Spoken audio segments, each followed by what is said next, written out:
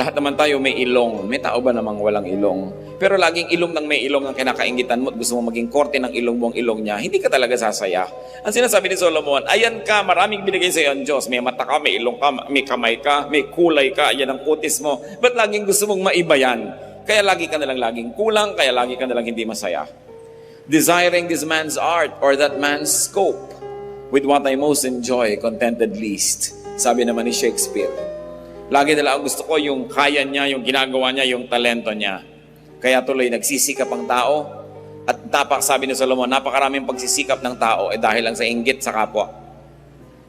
Kaya lang naman aral ng aral, hindi naman dahil gustong matuto, dahil gusto niya, mas mataas yung grade niya kaysa sa kanyang classmate.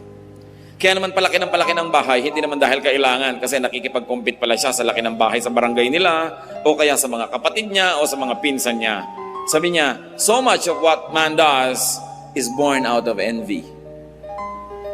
Kaya nakikipag-compete, no? Tama na sana yung kanyang waistline, pinapaliit pa kasi nakikipag-contest pala siya sa isang mas maliit naman yung baywang. Hindi ka natitigil dahil sabi nga sa Desiderata, there will always be the greater and the lesser person than yourself. So what is important is for you to be at peace with yourself. Ito yung height ko, edi ito. Ito yung weight ko. What I'll do is I'll do my best so that I'll be healthy, pero kung talagang doon na lang, di ito ako.